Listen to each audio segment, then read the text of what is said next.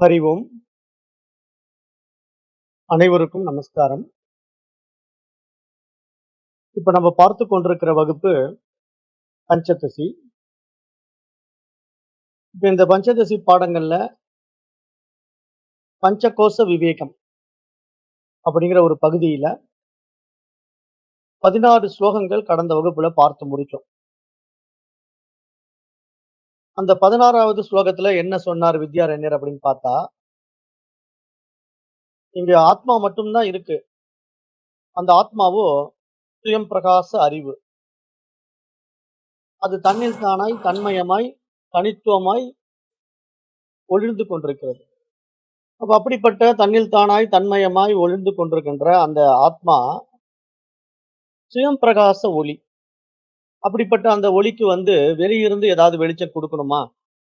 அப்படின்னா இல்ல. வெளியிருந்து எந்த வெளிச்சமும் அதுக்கு தேவையில்லை. ஏனென்றால், அதுவே சுயம் பிரகாச ஒளியா இருக்குது அப்படின்னு சொல்றாரு. அதுக்கு உதாரணம் தான் என்ன சொன்னார்ன்னா, சூரியன் எப்படி தன்னில் தானாய் சுயம் பிரகாச ஒளியை வெளிப்படுத்திக் கொண்டிருக்கிறதோ, அப்படித்தான் ஆத்மாவும் தன்னில் தானாய் சுயம் பிரகாசமாய் ஒளியை வெளிப்படுத்திக் கொண்டிருக்கிறது. அப்ப இங்க உண்மையில் நாம பார்க்கிற இந்த விசை சுகங்கள், இந்த உலகம், இந்த உடல் அப்படிங்கிறது எல்லாமே அந்த ஆத்ம ஒளியினால் தான் பிரகாசிக்கிறதே தவிர, ஆத்மா இன்றி இங்கு எதுவும் இல்லை. அதுதான் நம்ம புரிஞ்சுக்க வேண்டிய விஷயம். அப்ப இங்க மனம், இந்திரியங்கள், உலகம் அப்படின்னு நம்ம பார்க்கிற எல்லா விஷயங்களும் அந்த ஆத்ம ஒளியினாலேயே பிரகாசிக்கின்றன. அந்த ஆத்ம ஒளி இல்லாவிட்டால் இங்க மனம் வேலை செய்யாது, புலன்கள் வேலை செய்யாது, அப்புறம் இந்த உலகம் தெரியாது. ஏன்னா மனம் வேலை செய்யல, புலன்கள் வேலை செய்யலன்னா என்ன நடக்குது? உலகம் தெரியுறது இல்லையே. நாம தான் ஏற்கனவே சொன்னோமே. ஆழ்ந்த உறக்கத்த தூங்கும்போது உலகம் காணாம போயிடுதே. அப்ப மனம் இல்ல, புலன்கள் இல்ல. ஏன்னா நம்ம தூங்குறோம். அப்ப அப்படி நம்ம தூங்கும்போது இந்த உடல் இயங்காம இருக்குது, மனசு இயங்காம இருக்குது. அப்ப நம்ம நல்லா தூங்கிட்டு இருக்கிறோம். அந்த நிலையில நமக்கு உலகம் தோன்றுவது இல்ல. ஆனாலும் இந்த உடல்ல உயிரோட்டம் இருக்கு. அதனால திருப்பி மறுநாள் காலையில நம்ம விடிஞ்சு எழுந்திருக்கிறோம். ஆனா மரணம்ங்கிறது அப்படி இல்ல. மரணம்ங்கிறது இந்த உடலும் சேர்ந்து இல்லாம போயிடும். அந்த உடல் இயங்குவதற்கான இயக்கம் நின்னு போயிடும். அப்ப எப்பொழுதும் போல மீண்டும் உலகம் இருக்காது, உறவுகள் இருக்காது, எல்லாம் காணாம போயிடும். அப்ப மரணத்துல காணாம போறது மாரியே நமக்கு தினசரி தூக்கத்திலயும் காணாம போகுது. அப்ப இங்க உண்மையிலேயே இருக்கிறத பார்த்துக்கிட்டு இருக்கிறதெல்லாம் புலன்கள் அடிப்படையில தான் மனசு பார்த்துக்கிட்டு இருக்கு. அப்ப அதனால கண்ணுனால பார்த்து, மனதுனால இது இது இன்னதுன்னு புரிஞ்சு, அத புத்தியினால பகுத்து பார்த்து விசாரித்து, இந்த வாழ்க்கைய வாழ்ந்துகிட்டு இருக்கு. இந்த உடம்பும், மனசு. ஆனா இதனுடைய காலாவதி காலம் வரும்போது, உலகம் மீண்டும் காணாம போயிடும்.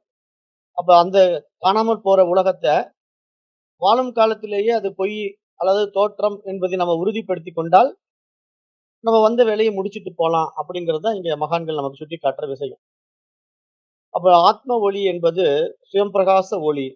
ஆனால் உலகமோ அதனுடைய வெளிச்சத்தில் தெரிகின்ற ஒரு தோற்றம் அப்படின்னு இங்க புரிய வச்சுட்டார். அதான் கடந்த 16வது ஸ்லோகத்துக்கான விளக்கம். இப்ப நம்ம இன்றைக்கு 17வது ஸ்லோகத்த பார்க்க போறோம்.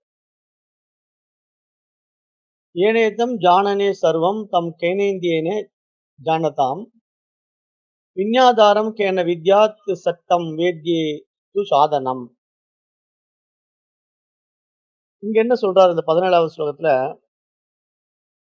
எதனால் இந்த உலகம் அறியப்படுகிறது? அதை வேறு எதனால் அறிய முடியும்? அப்படி அறிபவனை யார் அறிகின்றார்கள்?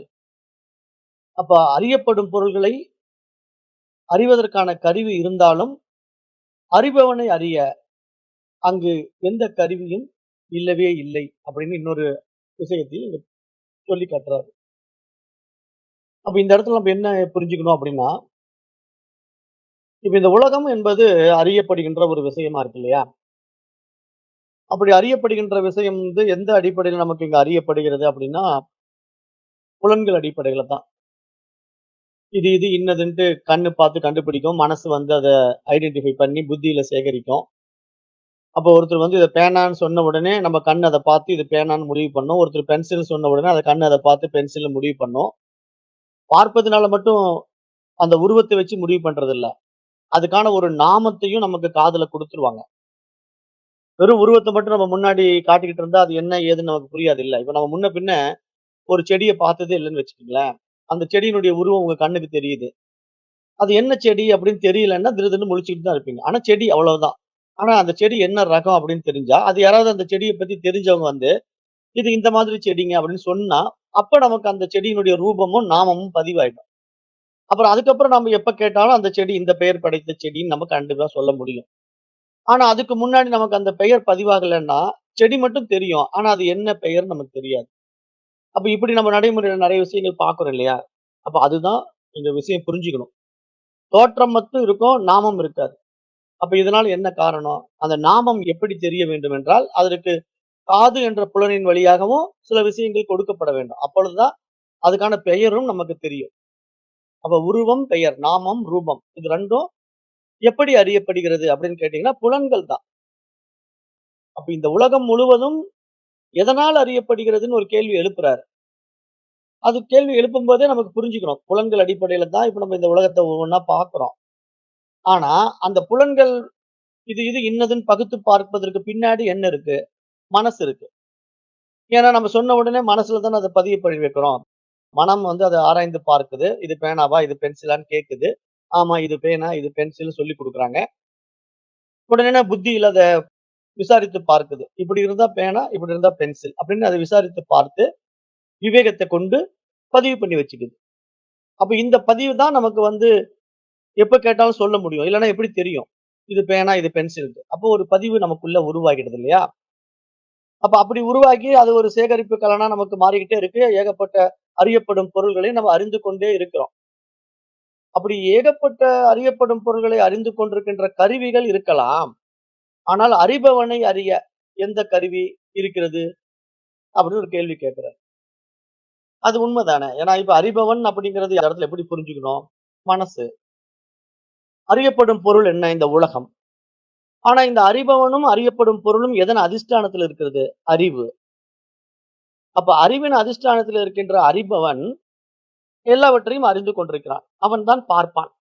அவன் தான் திருக்கு. அந்த திருக்கு மூலமா இங்க திருஷ்யம் இருக்கிறது. பார்ப்பான் மூலமா பார்க்கப்படும் பொருள் இருக்கிறது. ஆனா இந்த பார்ப்பான், பார்க்கப்படும் பொருளுக்கு பின்னாடி இன்னொன்று இருக்கு. அதுதான் பார்வை அல்லது அறிபவன், அறியப்படுபவர்களுக்கு பொருளுக்கு பின்னாடி அறிவு. அதுதான் ஆத்மா. ஆனா இங்க அறிபவனை எந்த கருவியும் கொண்டு அறிய முடியாது. ஏன்னா மனசுக்கு வேறா இன்னொரு விஷயம் என்ன இருக்க போகுது? அது மனம் இதுதான் அப்படின்னு புரிஞ்சுக்கிறதுக்கு இன்னொரு சப்ஜெக்ட் அங்க இல்ல. ஏன்னா அறிவு வந்து எதையும் அறிந்து கொள்ள வேண்டிய அவசியம் கிடையாது. அப்ப அறிபவனை அறிவதற்கு எந்த கருவியும் இல்லை. எதுவுமே இல்ல அங்க. அப்படி அந்த இடத்துல இப்படி புரிஞ்சுக்கணும் அப்படிங்கிறது இங்க சொல்றாரு. அப்ப இந்த செயலினுடைய ஒரு ஆழமான உண்மை என்ன? இந்த வேதாந்தத்தினுடைய மைய கேள்வி இது. எப்படின்னா, அறிவின் ஆதாரம் யார் அப்படின்னு நீங்க பார்த்தீங்கன்னா, அதாவது அந்த பிரகாசமான புத்தி, மனசு இதெல்லாம் நமக்கு ஒவ்வொரு விஷயத்த உள்வாங்கி இது பேனா, இது பென்சில் அப்படின்னு புரிஞ்சுக்குதுன்னா, அந்த இடத்துல நமக்கு புற அறிவு வேலை செய்யுது. அந்த புத்தி வேலை செய்யுது. அப்பதான் நம்ம இது பேனா, இது பென்சில்னு புரிஞ்சுக்க முடியும். அப்ப அந்த அடிப்படையில நம்ம எதனால் எல்லாவற்றையும் அறிகிறோம்னு பார்த்தா, கண்ணு, மனசு, புத்தி இப்படி எல்லாவற்றையும் கொண்டு தான் நம்ம இந்த விஷயங்கள சேகரிக்கிறோம். அப்ப மனதினுடைய அடுத்த பரிமாணமான புத்தியை கொண்டு தான் பகுத்தறிகிறோம். இது பேனா, இது பென்சில்னு பகுத்து பார்க்கிறோம். அப்ப இந்த மாரி நம்ம எல்லாம் செய்தாலும், அந்த புத்தி, அந்த புற அறிவு, விஷயத்தை சேகரிக்கின்ற அறிவு, அதற்கு பின்னாடி ஒண்ணு இருக்குது இல்லையா? அதுதான் ஆத்மா. அதுதான் தூய சாட்சி. அப்ப அந்த சாட்சியை எதனாலும் அறிய முடியாது. அப்ப இந்த இடத்துல நம்ம என்ன புரிஞ்சுக்கணும் அப்படின்னா, அதாவது கொஞ்சம் ரொம்பவே டெப்த்தா இந்த பாடத்துல வந்தீங்கன்னா, ரொம்பவே டெப்த்தா வந்தீங்கன்னா, நீங்க ஆத்மா மட்டும் தான் இருக்குது அப்படிங்கிறத நம்ம ப்ரூவ் பண்ணிட்டோம். ஆத்மா இல்லாம இங்க எதுவுமே இல்ல. ஆனா, ஆத்மாவால் உண்டாக்கப்பட்ட அந்த சித்து பிரகாசத்துல பிரதிபலிக்கின்ற ஊடகமா இந்த பாடி, மைண்ட் உருவாகுது அப்படிங்கிற ஒரு விஷயத்த நம்ம சொல்லும்போது, அது எப்படி உருவாச்சு? அதனுடைய பிரகாசத்தினால, அதனுடைய வைபவத்தினால, அதனுடைய இருப்பினால உருவாகுது. அப்படி அந்த இருப்பின் அதிஷ்டானத்திலே இங்கு உண்டாக்கப்பட்ட சித்து பிரகாசம் வந்து ஒரு ஊடகத்தின் வழியாக பிரகாசித்து, அந்த ஊடகமாகிய உடலிலே புலன்களை கொண்டு, மனதை கொண்டு இதையெல்லாம் பகுத்தறிஞ்சு பார்த்தாலும், கடைசியில நம்ம என்ன சொல்லிடுறோம்? அதிகமா விசாரணை பண்ணி ரொம்ப காம்ப்ளிகேட்டடான சப்ஜெக்ட் எல்லாம் ரொம்ப ஆராய்ந்து பார்த்து கடைசியா என்ன முடிவுக்கு வரோம்? அப்படி ஒரு விஷயமே இல்லீங்களே! அது வெறும் தோற்றம் தானே! நான் இருக்கிறதுனால தானே அது தெரியுது அப்படின்னு ஒரு விஷயத்துக்கு வந்துடுறோம் இல்லையா? அப்படி ஒரு விஷயத்துக்கு வந்த பிறகு, அப்ப நான் இருக்கிறதுனால அது இருக்குது அப்படின்னா, பிரதிபிம்பிக்கின்ற ஒரு ஊடகமா மனசு இருக்கு. அப்ப மனம் அப்படிங்கிற ஒரு கண்ணாடி, அந்த ஆத்மாவின் அதிசய சக்தி அது. அப்ப அந்த சக்தி ஆத்மாவிடத்திலிருந்து பிரிக்க முடியாததாகத்தான் அதுவும் இருக்குது. அதனால தான் அந்த அறிவின் வெளிப்பாடாகவே மனசு வெளிப்பட்டு, இந்த புலன்கள் மூலமா உலகத்த உண்டு பண்ணி, இங்க விசய சுகங்கள்ல சிக்குது. ஆனா, இங்க இருமைகள் இருக்கிறதுனால நம்ம அத மனசுன்னு சொல்றோம். அதுவே ஒருமைத்தன்மைக்குள்ள வந்துட்டா அதுக்கு பேரு அறிவுன்னு பேரு. ஆக்சுவலா இங்க என்ன புரிஞ்சுக்கணும்னா, மனசுங்கிறது ஒண்ணு இல்லவே இல்ல. ஆனா அது விவகாரத்துக்குள்ள போயி, இது நல்லது, இது கெட்டது, இது உயர்ந்தது, தாழ்ந்ததுன்னு எதையாவது மாற்றி, மாற்றி இருமைகள்ல சிக்கும்போது தான், அது ஏற்றி வைக்கப்பட்ட எண்ணங்களினுடைய அடிப்படையில மனசுன்னு என்று நம்ம அதுக்கு ஒரு பெயர் வச்சுக்கிறோம். ஆனா, அது இது உயர்வு, தாழ்வுன்னு தெரிஞ்சுக்கிட்டாலும் சரி, இது பேனா, பென்சில்னு தெரிஞ்சுக்கிட்டாலும் சரி, அப்படி தெரிஞ்சுக்கிறதுக்கு பின்னாடி என்னங்க இருக்குன்னு கேட்டா, சித்து தான் இருக்கு. அப்ப சித்தின் அதிஷ்டானத்தில் தான் இங்க எல்லாம் அறியப்படுகிறது. அப்படிப்பட்ட அந்த சித்த வேற எதை கொண்டு அறிய முடியும்னு ஒரு கேள்வி கேட்கிறாரு. இந்த ஸ்லோகம் அததான் சொல்ல வருது. அப்ப அப்படிப்பட்ட சித்து பிரகாசத்தை, அந்த சிவம் பிரகாச அறிவை வேறு எதை கொண்டு அறிய முடியும்? அதற்கு அதை கண்டுபிடிப்பதற்கு ஏதாவது வேறு கருவி தேவைப்படுகிறதா? மற்ற பொருள்களை கண்டுபிடிக்கிற மாரி ஆத்மாவை கண்டுபிடிப்பதற்கான ஏதாவது கருவி இருக்கிறதா? அப்படின்னா, அப்படி ஒரு கருவி இல்லவே இல்லை அப்படிங்கிறது தான் இந்த ஸ்லோகத்துக்கான பொருள். அப்ப அததான் இங்க சொல்றாரு. விஞ்ஞாதாரம் கேன வித்யாத். ஏன்னா இந்த அறிபவனை அறிய வேறு ஒரு கருவி இல்லை. இது உபநிஷத்தினுடைய நேரடி வாக்கியம். ஏன்னா அறிபவனை யார் அறிய முடியும்னு கேக்குது. அறிபவனை யார் அறிய முடியும்? அப்ப இங்க என்ன புரிஞ்சுக்கணும்? அறியப்படும் எல்லாம், அதாவது அறியப்படும் எல்லாம்னா நம்ம வெளிய பார்க்குற ஆப்ஜெக்ட்ஸ். அதாவது ஏகப்பட்ட பொருள் இருக்கு இல்லையா வெளிய. பேனா, பென்சில், புத்தகம், டேபிள், சேர் அப்படின்னு ஏகப்பட்ட பொருட்கள் வெளிய இருக்கு. இது ஜட பொருட்கள் மட்டும் இல்ல, உயிர் பொருட்களாகவும் நெறைய இருக்கு. அப்ப இந்த ஆப்ஜெக்ட் எல்லாம் அறியப்படும் பொருட்கள் தான். ஆனா இந்த அறியப்படும் பொருட்கள் எதன் அதிஷ்டானத்தில் இருக்கிறது? எந்த சப்ஜெக்ட் மூலமா வெளிப்பட்டுச்சுன்னு கேட்டீங்கன்னா, ஆத்மா தான் சப்ஜெக்ட். அப்படிங்க ஆத்மாவின் மூலமாகத்தான் இங்க எல்லாம் இருக்கின்றன. அப்ப என்னுடைய இருப்பினால் தான் இங்க எல்லாம் இருக்கின்றன. ஆனா அந்த சப்ஜெக்ட்ட ஆப்ஜெக்ட்டாக மாற்றவே முடியாது. என்றைக்குமே சப்ஜெக்ட்டை ஆப்ஜெக்ட்டாக மாற்றவே முடியாது. அதாவது இருப்பை வந்து ஒரு பொருளாக மாற்றி நீங்க பார்க்கவே முடியாது. அப்படிங்கிறத இந்த இடத்துல ப்ரூவ் பண்றாரு. வித்யாரண்யர் வந்து இந்த இடத்துல அப்படி ப்ரூவ் பண்றாரு. அப்ப இதுல இருந்து நம்ம என்ன புரிஞ்சுக்கணும்? இந்த ஸ்லோகம் சொல்ல வர்ற ஆழமான உண்மை விஷயம் என்ன அப்படின்னா, இப்ப சுயம் பிரகாச அறிவு இருப்பதினால் அறியப்படும் பொருட்கள் படைக்கப்படுகின்றன. அவ்வாறு படைக்கப்படுகின்ற பொருட்கள்ல உடல் மூலமா மனது உண்டாகி, இங்க மனிதன் அப்படிங்கிற நாம உண்டாகி, நம்ம மூலமா மனசு உண்டாகுது. அந்த மனம் வந்து ஏற்றி வைக்கப்பட்ட எண்ணங்களில பெருசாகுது. எல்லாம் தெரிய வருது நமக்கு. அது எப்படி தெரிஞ்சுது? புலன்கள் மூலமா தெரியுது. இது பேனா, இது பென்சில், இது புத்தகம் அப்படின்ட்டு ஒவ்வொரு விஷயம் உள்ள போகிட்டே இருக்கு. குழந்தையா இருக்கும்போது ஒண்ணும் தெரியாம இருந்த குழந்தைக்கு ஒவ்வொன்னா உள்ள குடுத்துக்கிட்டே இருக்கிறோம். அது எல்லாம் உள்வாங்கி ஒரு பெரிய பிரம்மாண்ட பிரபஞ்சத்தையே படைச்சுக்கிட்டு இருக்கு அந்த குழந்தை. இப்ப அந்த குழந்தை சயின்ஸ் எல்லாம் படிச்சிடுது. படிச்ச உடனே கேலக்ஸின்னா என்னன்னு சொல்லுது. அப்ப அந்த யுனிவர்சல் எப்படி இயங்கிட்டு இருக்குங்கிற அந்த மெத்தடாலஜி எல்லாம் அந்த குழந்தைக்கு புரிய வச்சிருக்காங்க சயின்ஸ் படி. அப்ப இத்தனையும் தெரிஞ்சு வச்சிருக்குதே. எப்படி தெரிஞ்சது? எல்லாம் வெளியிருந்து ஏத்தி வைக்கப்பட்ட எண்ணங்கள். ஆனா இப்படி ஏற்றி வைக்கப்பட்ட எண்ணங்கள் மூலமா எல்லாம் தெரிந்து கொண்டிருந்தாலும், அந்த வெளிய இருக்கிற விஷயம் எல்லாம் என்ன? ஆப்ஜெக்ட் தானே. அது அறியப்படும் பொருட்கள் தானே. ஆனா இதை எல்லாம் அறிந்து கொண்டிருக்கின்ற அதிஷ்டானம் அந்த குழந்தையினிடத்தில் இருக்கின்ற தூய அறிவு அல்லவா? அதுதானே சப்ஜெக்ட். அதன் மூலமா தானே அது எல்லாத்தையும் அறிஞ்சுகிட்டு இருக்கு. அப்ப அப்படிப்பட்ட சப்ஜெக்ட்டை நீங்க ஆப்ஜெக்ட்டாக மாற்ற முடியாதுங்கிறது இந்த ஸ்லோகம் சொல்லுது. அப்ப அப்படிப்பட்ட நான் இருப்பதினால் தான் இங்க எல்லாம் இருக்கிறது. ஆனால் நானோ இந்த உடல் அல்ல, மனம் அல்ல. தூய உணர்வு, தூய அறிவு அப்படிங்கிறத நிரூபிக்கிறார் இந்த இடத்துல. இந்த ஸ்லோகத்துல அததான் புரிய வைக்கிறார். அப்ப இங்க அதனால தான் திருக் திருஷ்ய விவேகம் அப்படின்னு ஆதிசங்கர் ஒரு நூல் இருக்கு இல்லையா? அந்த திருஷ்யம் என்பது பார்க்கப்படுபவைகள். அந்த திருக் என்பது பார்ப்பவன். அப்ப இங்க ஆதிசங்கர் ஏன் வந்து அந்த திருக்கு திருஷ்யத்தோட நிறுத்திக்கிட்டாரு?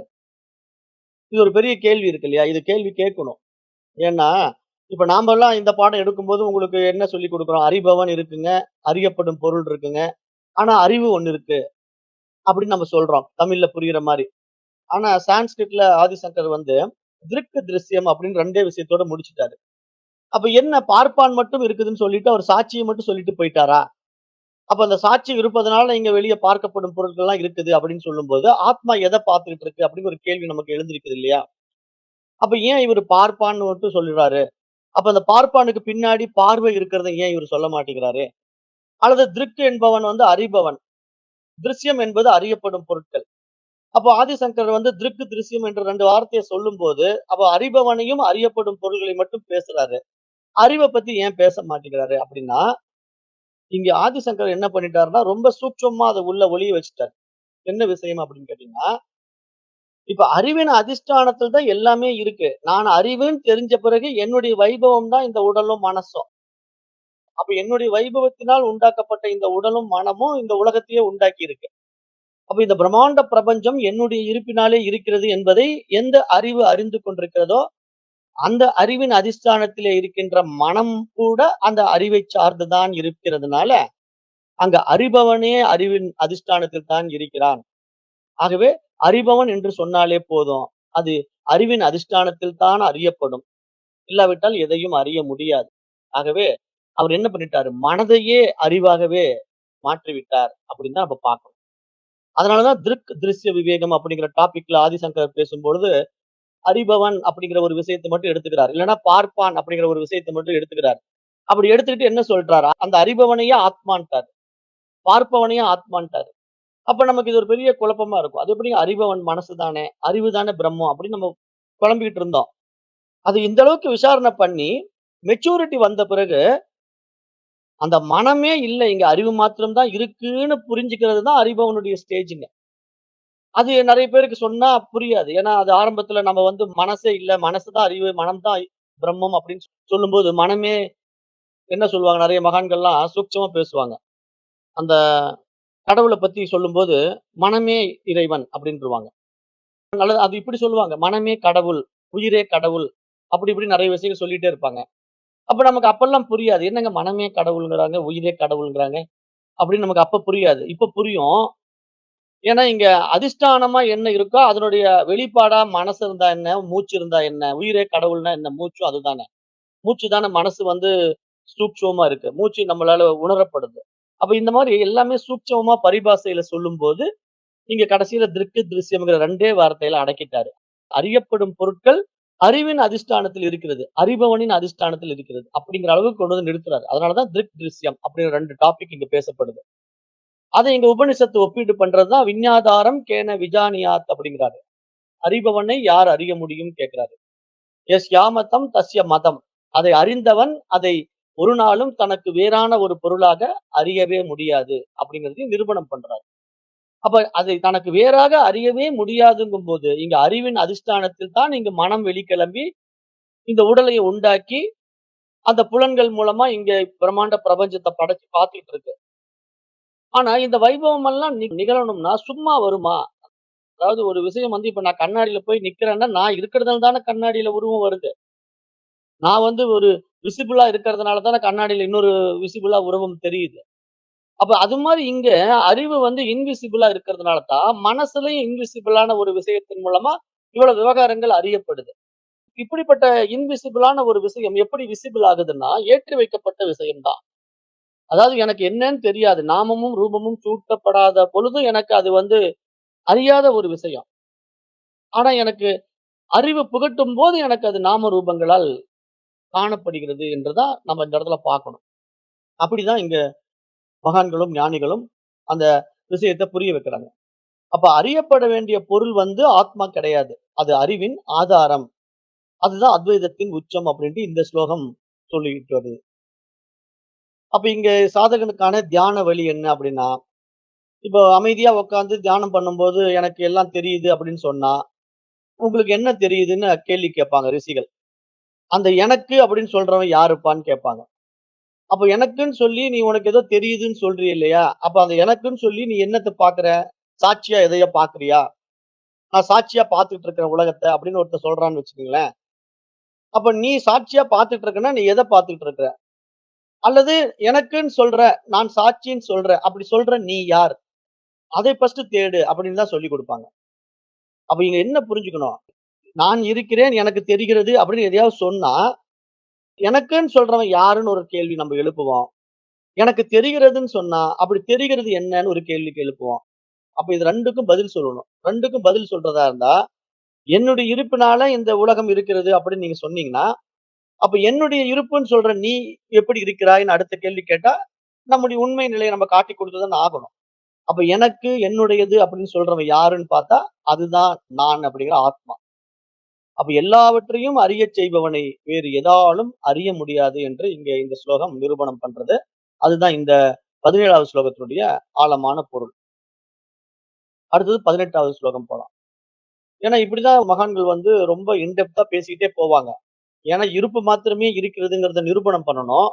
அந்த இருப்பின் அதிஷ்டானத்திலே இங்கு சித்து பிரகாசிச்சு உலகத்தை உண்டு பண்ணுதுங்கிறதுக்காக அது உண்மையாகி விடாது. அதுக்கு தான் நேத்து கண்ணாடி ஓமானம் ரொம்ப விளக்கமா குடுத்துட்டேன் நானு. அத வச்சு கரெக்ட்டா நடைமுறைக்கு வந்துருங்க. அடுத்த ஸ்லோகம் 18. "ச வேதி வேத்யம் தத் சர்வம் நான்யஸ்தஸ்யாஸ்தி வேதிதா விதிதா அவிதாப்யாம் தத் பிருதக் போதஸ்வரூபகம்." இந்த ஸ்லோகம் என்ன சொல்லுதுன்னா, அந்த ஆத்மா அனைத்தையும் அறிகிறது. அதைத் தவிர வேறு அறிபவன் இல்லை. அது அறிந்ததும், அறியாததும் ஆகிய 2யும் தாண்டி தனித்த சுத்த அறிவு ஸ்வரூபமாகவே இருக்கிறது அப்படின்ட்டு இந்த 18வது ஸ்லோகத்துல அந்த ஆத்மாவினுடைய உண்மைத்தன்மையை இங்க உணர்த்துறார். ஏன்னா ஆத்மா அனைத்தையும் அறிகிறது அப்படின்னா என்ன அர்த்தம்? அறியப்படும் பொருள்களை எல்லாம் அறிகிறது. அப்ப அப்படி அறிகின்ற அதை தவிர வேறு அறிபவன் இல்லை இங்க. வேறு அறிபவன் இல்லைன்னா இந்த இடத்துல பாயிண்ட் ஆஃப் வியூ எதை சொல்ல வராரு? மைண்டையும் சேர்த்துக்கிறாரு. அறிபவன் இல்லை அப்படின்னு சொல்றாரு. அப்ப மைண்ட் தான் இங்க எல்லாத்தையும் பார்த்து அறிந்து கொண்டிருக்கிறது, அறிபவனாக இருக்கிறது அப்படின்னு நம்ம எடுத்துக்கிட்டா, அப்ப அந்த மைண்ட் எங்கிருந்து வந்தது? அது ஆத்மாவின் அதிசய சக்தி. அதனுடைய அதிஷ்டானம். அதான் சித் பிரகாசத்துல வெளிப்பட்ட ஒரு ஊடகம். அப்ப அது மனதின் மூலமாக அறியட்டும். இது பேனா, இது பென்சில்ன்ட்டு. ஆனா அதிஷ்டானமா அந்த அறிவு மட்டுமே இருக்கிறதுனால தான், அது ஊடகத்தை உருவாக்கி அனைத்தையும் அறிந்து கொண்டாலும், அல்லது அறிய முடியாவிட்டாலும், அந்த 2யும் தாண்டி எது இருக்கிறது உண்மையிலேயே? அந்த சுத்த அறிவு தான் இருக்கிறது. அதனுடைய சொரூபம் தான் இங்க எல்லாம் அப்படிங்கிறத இந்த ஸ்லோகம் நிரூபணம் செய்யுது. அப்ப என்ன மீண்டும் மீண்டும் இந்த மாரி வேதாந்த ஸ்லோகங்கள்லாம் என்ன சொல்ல வருது அப்படின்னா, அந்த வேதாந்தம் கூறுகின்ற பிரம்மம், சத்தியம் அப்படிங்கிற அந்த இறுதி வாக்கியத்தை நிரூபிக்குது. பிரம்மம், சத்தியம், ஜெகத் மித்யாங்கிற வாக்கியம் இருக்கு இல்லையா? அத நிரூபணம் செய்யுது. அப்ப இங்க ஆத்மா மட்டும் தான் அனைத்தையும் அறிகின்ற அறிவு அல்லது அனைத்தையும் அறிகின்ற சாட்சி. ஆனால் எந்த ஒரு அறிவு பொருளாகவும் அது மாறவே மாறாது. ஏன்னா, "சவேத்தி வேத்யம் தத் சர்வம்." அததான் இங்க சொல்றாரு. இந்த ஸ்லோகத்துல புரிய வைக்கிறார். அது என்ன அதனுடைய மீனிங் அப்படின்னா, உலகத்தில் எதெல்லாம் அறியப்படுகிறதோ அதற்கு காரணம் என்ன என்றால் ஆத்மா.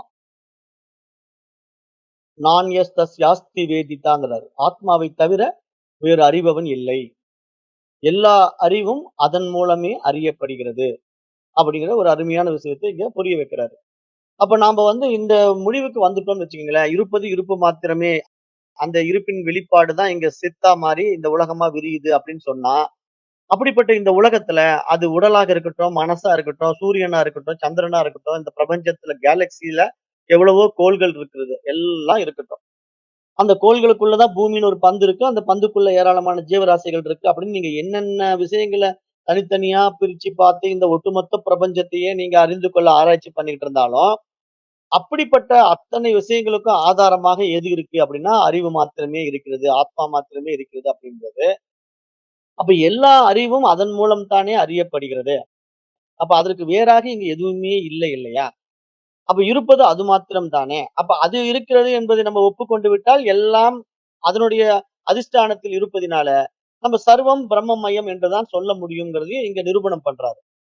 அப்ப சர்வம் பிரம்மமயம் அப்படி நம்ம சொல்லும்போது ஏதோ புதிதாக எல்லாம் வந்து விட்டதுன்னு புரிஞ்சுக்க கூடாது. அது இருப்பதினால் இருக்கின்ற இந்த விஷயம் தோற்றம் மாத்திரமே தான் திருப்பி நிரூபணம் பண்ணணும். அப்படிங்கிறத நேற்றைய வகுப்புல நம்ம ப்ரூவ் பண்ணோம். கண்ணாடி வழியா நான் என்னுடைய உருவத்தை பார்க்கிறேன். ஆனா நான் இருக்கிறதுனால தான் கண்ணாடியில உருவம் தெரியும். என்னுடைய பாடியில என்னென்ன உறுப்புகள் இருக்கோ அதெல்லாம் கண்ணாடியிலயும் அதே மாரி இருக்கும். அப்ப பலவிதமான உறுப்புகள் கண்ணாடியில தெரியுறது. விதவிதமா நான் பேர் குடுத்து அது காது, இது மூக்கு, இது கண்ணுன்னு நான் அதுக்கு பேர் குடுத்து, அந்த உருவத்த பார்த்து நான் பேசிக்கிட்டு இருந்தாலும், உண்மையிலே அந்த கண்ணாடியில் தெரியிற கண்ணு, காது, மூக்கெல்லாம் தோற்றம் தானே, உண்மை கிடையாது இல்லையா?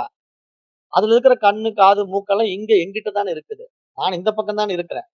கண்ணாடிக்கு வெளிய நான் இந்த பக்கம் இருந்துகிட்டு, என்னுடைய கண்ணை கண்ணாடியில பார்த்துக்கிட்டு கண்ணுங்கிறேன். என்னுடைய காத கண்ணாடியில பார்த்துக்கிட்டு காதுங்கிறேன். உங்களுக்கு புரியறதுக்காக சொல்றேன். உருவத்த வச்சு பேசிக்கிட்டு இருக்கிறேன். ஆத்மா உருவம் இல்லை இல்லையா? உருவம் இல்லாத ஆத்மாவ நான் எப்படி உங்களுக்கு புரிய வைக்கிறதுங்கிறதுக்காக என்னுடைய உருவத்தோட கம்பேர் பண்ணி பேசுறேன். இப்ப நான் வந்து இந்த பக்கம் இருந்துகிட்டு கண்ணுங்கும்போது கண்ணாடியிலயும் கண்ணு இருக்குது. காதுங்கும்போது கண்ணாடியிலயும் காது இருக்குது. மூக்குங்கிறேன், கண்ணாடியிலயும் மூக்கு இருக்குது. ஆனா நான் என்ன வேணா என்கிட்ட இருக்கிறதை எல்லாம் அந்த பக்கம் சொல்லிக்கிட்டு இருப்பேன். ஆனா அந்த பக்கம் இருக்கிறதெல்லாம் உண்மையா? கிடையாது. என்கிட்ட இருக்கிறது தான் உண்மை. அந்த பக்கம் இருக்கிறதெல்லாம் தோற்றம். இது புரியுது இல்லையா? இதே மாரி ஆத்மா எப்படி இருக்கு? சுயம் பிரகாச அறிவா இருக்கு. அப்ப நீங்க என்ன விஷயத்த குடுத்தாலும் அந்த ஆத்மா மூலமா தான் குடுக்க முடியும். அப்ப நீங்க வெளிய பார்த்து ஒரு பேனா அப்படின்னு சொன்ன உடனே ஆத்மா மூலமா தான் அந்த பேனா உங்களால அறியப்பட்டது. பென்சில் ஆத்மா மூலமா தான் அந்த பென்சில் உங்களால அறியப்பட்டது. புத்தகம் ஆத்மா மூலமா தான் அந்த புத்தகம் அறியப்பட்டது. அப்ப நீங்க புத்தகம், பேனா, பென்சில், ஆண், பெண், மிருகம் அப்படின்னு என்ன வேணா பேர் வச்சுக்கங்க. அதுக்கு என்ன ரூபம் வேணா வரட்டும். அது எல்லாம் எதன் வாயிலாக அறிஞ்சீங்க?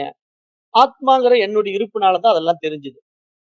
என்னுடைய இருப்பினால அந்த பக்கம் பேனா, பென்சில், மிருகம் அப்படின்னு நான் பல பேரும், பல உருவங்களையும் உருவாக்கி பார்த்தாலும், உண்மையில் அதெல்லாம் தோற்றம் தான். இப்ப புரியுதா? ஏன்னா, அந்த அறிவின் அதிஷ்டானத்த தான் நாம ரூபங்கள் தோன்றுது. அப்ப நாம ரூபங்கள் தோன்றுவதை வைத்துக்கொண்டு, அது உண்மை என்று உறுதி செய்து விடக்கூடாது. அது என்னுடைய இருப்பினாலே உருவாக்கப்பட்ட தோற்றம் தான். அப்ப எப்படிங்க இந்த தோற்றம்? அதுதான் ஊடகம். ஊடகம் என்னங்க? மனசு. இங்க என்ன பார்க்கறதுக்கு ஊடகம் என்னங்க? இந்த பாடி, மைண்ட நான் பார்க்கறதுக்கு என்ன ஊடகம்? கண்ணாடி. இப்ப நான் எங்க வீட்ல வந்து என்ன பார்க்கணும்னு நெனச்சேன்னா, எங்க வீட்ல இருக்கிற கண்ணாடியில போய் நான் என்ன பார்ப்பேன். அதுக்கு எனக்கு ஊடகம் கண்ணாடி. ஆத்மாவுக்கு என்ன ஊடகம்? மனசு. அப்ப இந்த மனதை வைத்துக்கொண்டு இந்த பேனா, பென்சில் எல்லாம் பார்த்தாலும், அதெல்லாம் நான் இருக்கிறதுனால தான் அது பேனான்னே நீ தெரிஞ்சுக்கிட்டப்பா. நான் இருக்கிறதுனால தான்ப்பா அது பென்சில்னே நீ தெரிஞ்சுக்கிட்டப்பா.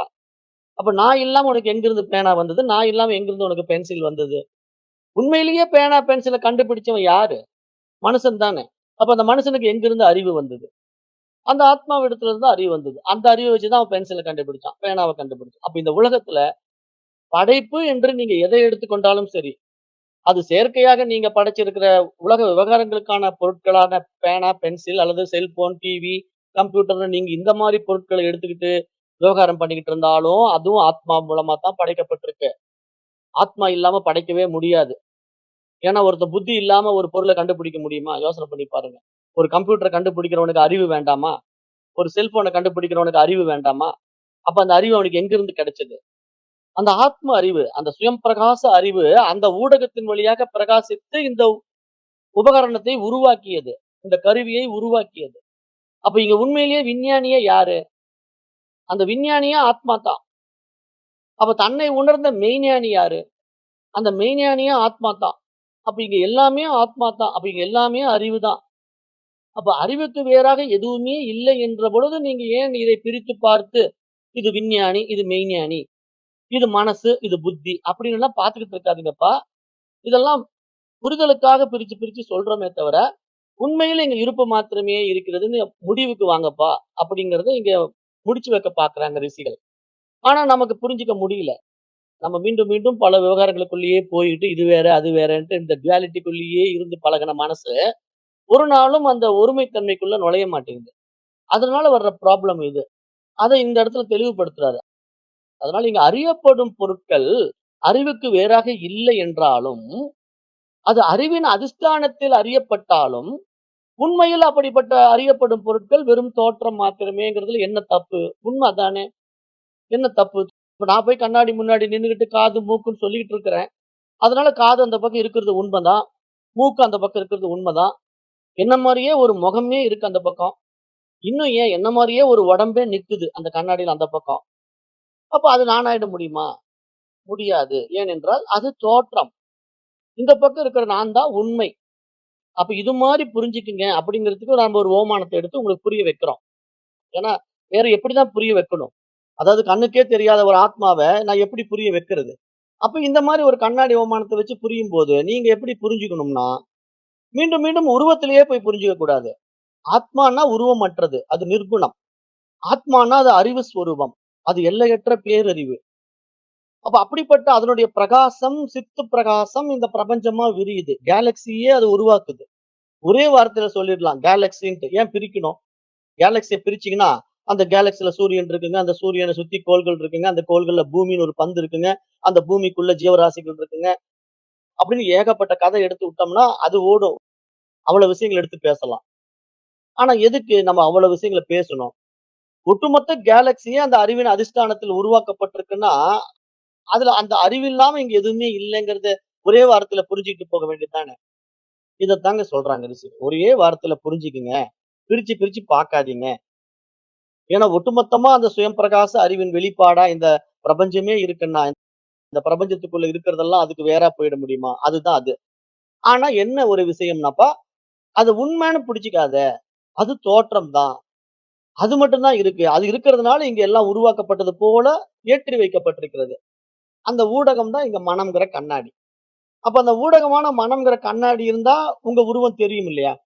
இப்ப உங்க வீட்ல வந்து நீங்க கண்ணாடி முன்னாடி போய் நின்னா உங்க உருவம் தெரியும். நீங்க கண்ணாடி விட்டுட்டீங்கன்னா உருவம் தெரியுமா? தெரியாது. அது மாரி நீங்க இந்த மனசுங்கிற கண்ணாடி வச்சுக்கிட்டு பார்த்தீங்கன்னா உலகம் தெரியும். மனச விட்டுட்டீங்கன்னா உலகம் மறைஞ்சிடுது. என்னங்க உத்தரவாதம்? தூங்கும்போது தான். தூங்கும்போது மனச விட்டுடுறீங்கல்ல. அப்ப உலகம் மறைஞ்சு போகுதே. அதுதாங்க உத்தரவாதம். இது புரிஞ்சுக்கணும் அப்படிங்கிறத இந்த இடத்துல சொல்றாரு. அப்ப இந்த மாரி நம்ம எல்லாம் ஆராய்ந்து, பிரித்து, புரிந்து, அறிந்து, அறியாதது அப்படின்னு 1000 1000 விஷயங்கள் பேசினாலும், எல்லாம் ஆத்மாவிடத்தில் இருந்து தான் வெளிப்பட்டுக் கொண்டிருக்க முடியும். எனக்கு தெரியுதுன்னு சொன்னாலும் ஆத்மா தான் சொல்லும். எனக்கு தெரியலன்னு சொன்னாலும் ஆத்மா தான் சொல்லும். அதே மாரி நான் அறிவுன்னு சொன்னாலும் ஆத்மா தான் சொல்லும். நான் அஞ்ஞானின்னு சொன்னாலும் ஆத்மா தான் சொல்லும். அல்லது சூன்யம்ன்னு சொன்னாலும் ஆத்மா தான் சொல்லும். அததான் ரிஷிகள் சொல்றாங்க. அது சூன்யம்ன்னு சொல்றவன் யாருப்பா? புத்த மதத்துல கேள்வி கேட்டாங்கல்ல. இதே பஞ்சதசியில நான் முன்னாடி பாடம் எடுக்கும்போது, புத்த மதம் ஏன் வந்து ஃபெயிலியர் ஆச்சு? அங்க வந்து சூன்யம், வெட்ட வெளி, ஒன்றுமில்லைன்னு சொல்லிட்டீங்களப்பா. ஒன்றுமில்லைன்னு எப்படி சொல்ல முடியும்? ஒன்றுமில்லைன்னு சொல்றவன் யாரு? அவன பாரு ஃபர்ஸ்ட்ங்கிறோம். அப்ப அப்படி சொல்றவன் யாரோ அவன் தான் நீ. அப்ப அதுதான் அறிவு. அதுதான் ஆத்மா. அப்படி புரிஞ்சுக்கோன்னு சொல்லிக் குடுக்குறோம். அப்ப இப்படி புரிஞ்சுக்கிட்டா, இங்க அறிந்தும், அறியாததும் எல்லாம் ஆத்மா தான் அப்படின்னு புரிஞ்சுக்குங்க. ஆனா நீங்க அறிந்து கொண்டத வந்து ஆப்ஜெக்ட்டா வெளிய பார்த்துக்கிட்டு, அது சப்ஜெக்ட்க்கு வேறா இருக்கு, சப்ஜெக்ட்க்கு வேறா இருக்குன்னு பார்த்துட்டு இருக்கக் கூடாது. சப்ஜெக்ட் இருக்கிறதுனால தான் ஆப்ஜெக்ட் இருக்குங்கிறத புரிஞ்சுக்கிட்டா, இங்க எங்க இருந்து சப்ஜெக்ட், ஆப்ஜெக்ட்ன்னு 2 பேர் வைக்கணும். அவசியமே இல்ல. ஒண்ணு மட்டும் தான் இருக்கு. அதுதான் சப்ஜெக்ட்ன்னு வச்சுட்டு விட்டுறலாம். ஏன்னா ஆப்ஜெக்ட்டே இல்லையே. சப்ஜெக்ட் இருக்கிறதுனால தானே ஆப்ஜெக்ட் வருது. அப்ப நான் இருக்கிறதுனால தானே உலகம் வருது. அப்ப உண்மையில் எது இருக்கு? நான் மாத்திரமே இருக்கு. என்னுடைய இருப்பு மாத்திரமே இருக்குன்னு புரிஞ்சுட்டா, நானே பிரம்மம். அகம் பிரம்மாஸ்மி அப்படின்ட்டு இங்க நிரூபணம் பண்ணுது சாஸ்திரம். அப்ப இததான் விதித, அவிதித அதீதம் அப்படின்னு இந்த இடத்துல சொல்றாரு. அறிந்தும், அறியாததும் 2யும் தாண்டியது அப்படின்னு அந்த இடத்துல நிரூபணம் பண்றாரு. அத வந்து நம்முடைய உபநிஷதங்கள்லாம் சொல்லும். கதோபனிஷத்துல பார்க்கும்போது, "அந்யதேவ தத் விதித்தாத் அதோ அவிதிதாத் அதி" அப்படின்னு ஒரு ஸ்லோகம் வரும். அது அறிந்ததும் அல்ல, அறியாததும் அல்ல அப்படின்ட்டு இதே கடோபனிஷத்து பேசும். ஆத்மாவ பத்தி பேசும்போது. அப்ப நம்ம படிக்கும்போது ஒரே குழப்பமா இருக்கும். என்னங்க ஆத்மாவ அறிந்ததும் இல்லைங்கிறீங்க, அப்புறம் அறியாததும் இல்லைங்கிறீங்க, அப்படின்னு ரொம்ப குழப்பமா இருக்குங்களேன்னு கேட்டா, அதுக்கு தான் அந்த இடத்துல குரு மூலமா அத படிச்சா தான் புரியும். ஏன்னா நாமளா படிச்சுட்டோம்னா, என்னங்க அறிந்ததும் இல்லைன்னு சொல்றீங்க, அறியுதுன்னு சொல்றீங்க, ஒண்ணுமே புரியல, குழப்பமா இருக்குங்கிற மாரி கண்டிப்பா எல்லாருக்கும் குழம்பும். அதனால தான் அவங்கவங்களே படிக்கக் கூடாது. குரு மூலமா படிக்கணும். ஏன்னா, அத புரிய வைக்கிறதுக்கு குரு மூலமா தான் சாத்தியம். தானா புரிஞ்சுக்கிற அந்த அறிவு நம்ம இடத்துல இல்ல. அப்ப அதுக்கு தான் இங்க குரு சிஷ்ய பரம்பரை தேவைப்படுது. ஏன் அப்படின்னா, இப்போ ஒரு குரு மூலமா போய் ஒரு சிஷ்யன் படிக்கிறான் அப்படின்னா, அந்த குரு கரெக்ட்டா சொல்லிக் குடுப்பாரு. இப்படிதான்ப்பா இந்த முறையில தான் நீ போகணும். நீயா கண்டத உளறிட்டு இருக்கக் கூடாது. இங்க வந்து வேதம், ரிஷிகள் இப்படிதான் பேசியிருக்காங்க. உபனிஷத்து பாரு இத இப்படி சொல்லுது அப்படின்னு அவர் ஒவ்வொன்னையும் புரிய வைப்பாரு. அப்ப அத ஒரு சிஷ்யன் நல்லா புரிஞ்சுக்கிட்டான்னா, அவன் குருவாயிடுவான். எதிர்காலத்துல நிச்சயமா அவன் குருவாவான். ஏன்னா அவன் நல்லா புரிஞ்சுக்கிறான் இல்லையா? அப்படி புரிஞ்ச பிறகு அவன் குருவான உடனே அவன் சிஷ்யன கரெக்ட்டா வழி நடத்துவான். அப்படிதான் குரு சிஷ்ய பரம்பரை வந்து நம்ம பாரத தேசத்துல வந்தது. ஆனா இப்ப எப்படின்னா, எதுவுமே தெரியாமயே குரு ஆயிடுறாங்க. இப்ப குரு ஆகுறது எப்படின்னா, ஃபர்ஸ்ட் கேட்கறதுக்கு யாருக்குமே பொறுமை கிடையாது. இப்பல்லாம் பாடம் வந்து படிக்க வர்றத யாருமே விரும்புறதில்ல. படிப்ப கத்துக் குடுக்க தான் எல்லாரும் விரும்புறாங்க. நானே பார்த்துக்கிட்டு தான் இருக்கிறேன். நம்ம கிளாஸ்லலாம் பார்த்தீங்கன்னா, அதாவது அவங்கவங்களுக்கு தெரிஞ்சத எடுத்து அவங்க அந்த இடத்துல எப்படியாவது போடணும். அந்த WhatsAppல பார்த்தீங்கன்னா, ஒவ்வொருத்தரும் பயங்கரமான மெசேஜ ஃபார்வர்ட் பண்ணுவாங்க. டெய்லி காலையில நீங்க குட் மார்னிங் மட்டும் வராது. அந்த ஒரு விஷயத்த எடுத்து பாரு, உனக்கு நான் அறிவு குடுக்குறேன் பாரு அப்படின்னு சொல்லிட்டு அனுப்புவாங்க. அத நீங்க ஓப்பன் பண்ணி பார்த்த உடனே, பாரு இவரு இப்படி சொல்லியிருக்காருன்னு தெரியும். உடனே நீங்க அத படிச்ச உடனே அத அனுப்பிச்சவரு பெரிய அறிவாளி மாரி நீங்க நெனச்சுக்குவீங்க. அவரு எங்கிருந்தோ ஒண்ணு உருவி இங்க அனுப்பியிருப்பாரு. அப்புறம் இவரு இத வாங்கிட்டு இவரு என்ன பண்ணுவாரு, இத நான் இவனுக்கு அனுப்புறேன் அப்படின்ட்டு இவரு அவருக்கு அனுப்புவாரு. இப்படியே இந்த ஃபார்வர்ட் ஆகும் மெசேஜ் பாருங்க. காலையில 6 மணி ஆச்சுன்னா, குட் மார்னிங்கிற மெசேஜ்க்கு அப்புறம் உலகத்துக்கே அறிவ புகட்டுவாங்க இந்த ஜனங்க. எல்லாரும் ஒருத்தர் மாத்தி ஒருத்தர் மெசேஜ் ஃபார்வர்ட் அடிச்சுக்கிட்டே இருப்பாங்க. மாறி மாறி வரும். அத ஒருத்தன் மாத்தி மாத்தி படிப்பான். ஆனா எவனுக்கும் புரியாது. ஏன்னா, அது எவன் படிச்சு புரிஞ்சுகிட்டு அனுப்புறான். அவன் ஃபார்வர்ட் பண்றதுனால அது அட்ராக்ட் ஆயிடுது. அப்படியே மற்றவன் அனுப்பிச்சுக்கிட்டே இருப்பான். ஆனா என்ன நடக்குது தெரியுமா? சும்மா அப்படியே மைண்ட்ல இருந்து ஸ்கிப் ஆயி தான் போகும். அது மைண்டுக்குள்ள போய் வேலையெல்லாம் செய்யாது. அந்த கமெண்ட் எல்லாம் வேலையெல்லாம் செய்யாது. ஏன் வேலை செய்யாதுன்னா, குரு தொட்டு காட்டாத வித்தை சுட்டு போட்டாலும் வராது. குரு எப்ப தொட்டு காட்டுறாரோ, அப்போது மட்டும் தான் அது என்னன்னு புரியும் சாதகனுக்கு. இல்லன்னா அவனா தனிப்பட்ட முறையில 1000 ட்ரெய்னிங் எடுத்தாலும், 1000 தடவ அந்த புக்க திருப்பி திருப்பி படிச்சாலும் சாத்தியமே இல்லை. அப்படிங்கிறது நம்முடைய சனாதன தர்ம ரிஷிகள் இத போதிக்கிறாங்க. ஆனா எப்ப குரு தேவையில்ல? நானே குருவாயிட்டா குரு தேவையில்ல. அதாவது நான் இந்த பாடத்த படிச்சு முடிச்சு எல்லாம் தெளிவான பிறகு, எனக்கு குருவும் நானும் வேறு வேறு இல்லைங்கிற அந்த புரிதல் வந்துவிட்ட பிறகு, என்னிடத்திலிருந்து குருவை பிரிக்க முடியாது. குருவினிடத்திலிருந்து நான் பிரிந்தவன் கிடையாது. அப்பதான் ஆதிசங்கரர் என்ன சொல்றாரு? நான் குரு, நான் சிஷ்யா. அங்க குருவும் இல்லை, சிஷ்யனும் இல்லைன்னு சொல்றாரு. அந்த நிலை என்ன நிலை? நான் குரு, நான் சிஷ்யாங்கிற நிலை என்ன? ஆத்ம நிலை. ஆனா, இங்க வந்த உடனே ஒருத்தர் உள்ள பூந்துருவாரு. அப்பதான் கிளாஸ்க்கு முதல் வருவாரு. இங்க நீ குரு கிடையாது, நானும் குரு கிடையாது. நீ சிஷ்யன் கிடையாது, நானும் சிஷ்யன் கிடையாது. அதனால நானும் சொல்லுவேன், நீயும் சொல்லு. 2 பேரும் பார்த்துக்கலாம். அப்படின்ட்டு இவரு ஒரு புருடா விடுவாரு, அவரு ஒண்ணு விடுவாரு. 2 பேரும் மாத்தி மாத்தி நீ குரு இல்ல, நான் குரு இல்ல. நீ சிஷ்யன் இல்ல, நான் சிஷ்யன் இல்லன்ட்டு பேசிக்குவாங்க. 2 பேருக்குமே புரியாது. இப்படிதான் இன்றைக்கு சாட்டிங் எல்லாம். இன்னைக்கு சாட்டிங் என்னன்னா, ஒண்ணு நீ குரு இல்ல, நான் தான் குருங்கிற மாரி ஒரு ஈகோ. இல்லன்னா நீயும் குருவும் இல்ல, நானும் குருவும் இல்ல. இங்க எல்லாம் பொது அப்படின்னு அனுப்புற சாட்டிங். இப்படி இருந்தா எப்படிங்க புரியும்? ஒருத்தருக்கும் புரியாது. அதனாலதான் இங்க உபநிஷத்தெல்லாம் எப்படி சொல்லுதுன்னா, அந்த பாரம்பரியம், அந்த சனாதன தர்மத்தினுடைய அந்த ட்ரெடிஷன் வாழையடி வாழையா வரணும். குரு சிஷ்ய பரம்பரையில ஒவ்வொரு பாடமும் குருவினுடைய இதுல படிச்சுட்டு வந்துதான் சிஷ்யன் மற்றவர்களுக்கு உபதேசம் குடுக்கணும். இல்லன்னா இவன் பாட்டு இவனுக்கு தெரிஞ்சதெல்லாம் விட்டுட்டு போயிடுவான். அதனால மக்கள் குழப்பம் அடைவாங்க. மனோபாவம் மாறும். உலகம் மாறும். அப்புறம் அதான் அவங்கவங்க மனம் போன போக்குல போயிட்டு இருப்பான். அப்புறம் ஒரு சர்டன் ஸ்டேஜ்ல கடவுளே இல்லம்பான். அப்புறம் நீயே கடவுள்ன்ட்டு என்ன ஆயிடுவான்? சிவபெருமானா ட்ரெஸ் பண்ணிக்குவான். ஏன்னா, அவனுக்கு என்ன நான் கடவுள் அப்படின்னு இவன் எதிர்ல இருக்கிறவன் ஒருத்தன் சொல்லிட்டான். நீ தான் கடவுள்ன்ட்டு. உடனே இவன் நான் தான் கடவுளா? ஆமா, ஆமா நான் தான் கடவுள் அப்படின்ட்டு உடனே என்ன பண்ணுவான்?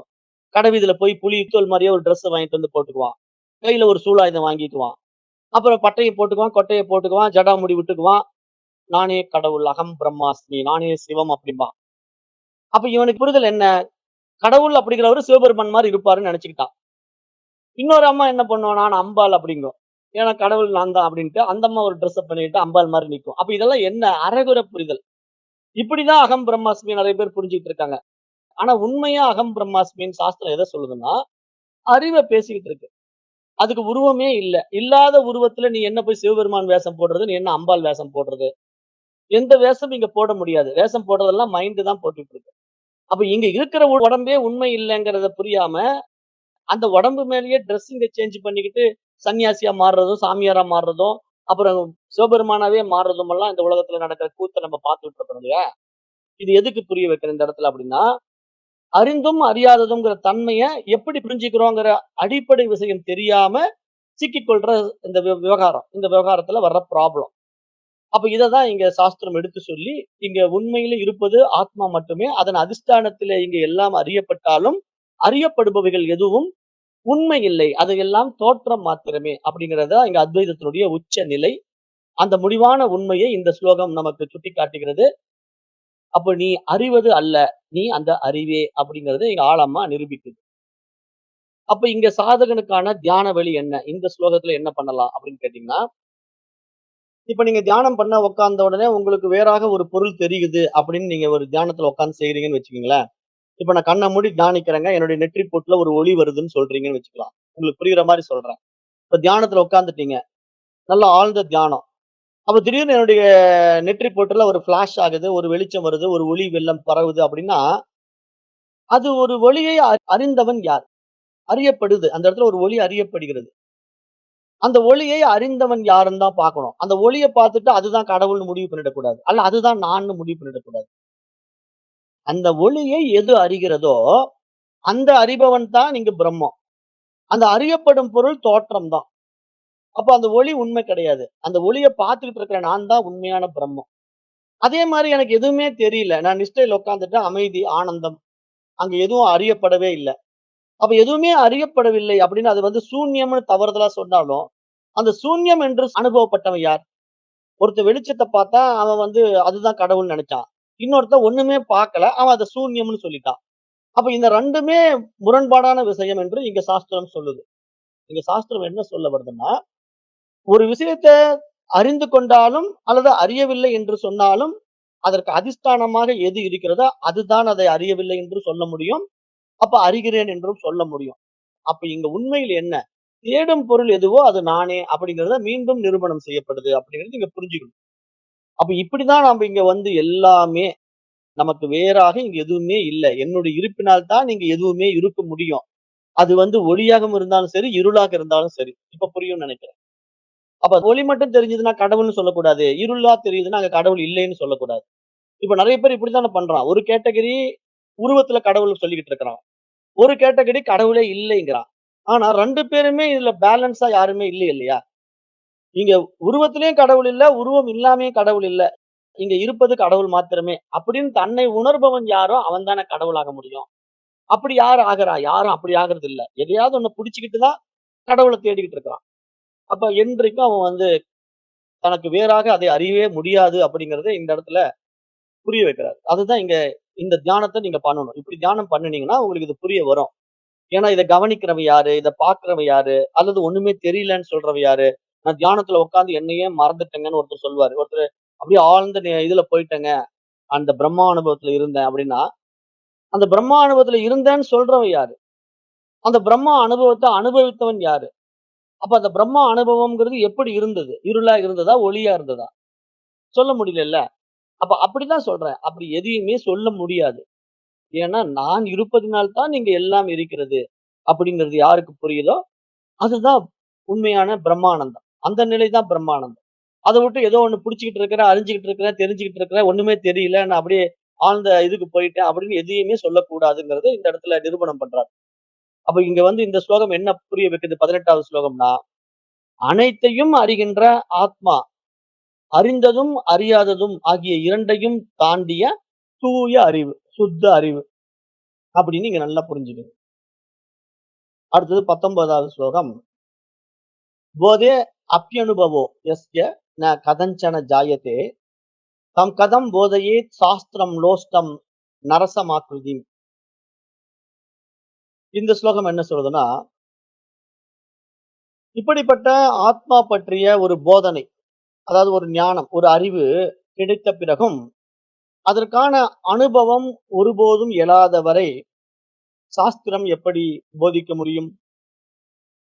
அது மனித உருவில் இருக்கின்ற ஒரு மண்கட்டியைப் போலவல்லவா ஆகிவிடும் அப்படின்ட்டு ரொம்ப அருமையா இங்க சாடுறாரு. யார சாடுறாரு? போலி சாமியார்களையும், போலி குருமார்களையும் இங்க திட்டுறாரு வித்யாரண்யர். ஏன்னா, இப்ப ஆத்மாவ பத்தி ஒரு அறிவு கிடைச்சிடுச்சு. பிரம்மம் வந்து இப்படிதான், அப்படிதான் அப்படின்னு நல்லா தெரிஞ்சுக்கிட்டோம். அதற்கான அனுபவம் வரலையேப்பா. வெறும் பரோட்ச ஞானம் தானே இருக்கு. அதாவது அறிவு தான் ஆத்மா அப்படிங்கிறத யார கேட்டாலும் சொல்லிடுவாங்க. வேதாந்தம் படிச்ச எல்லாருக்குமே தெரியும். ஏங்க வேதாந்தம் படிச்சிருக்கீங்களா? நல்லா படிச்சிருக்கேனே தெரியுமே. கடவுள் யாருங்க? அறிவு தான் கடவுள்.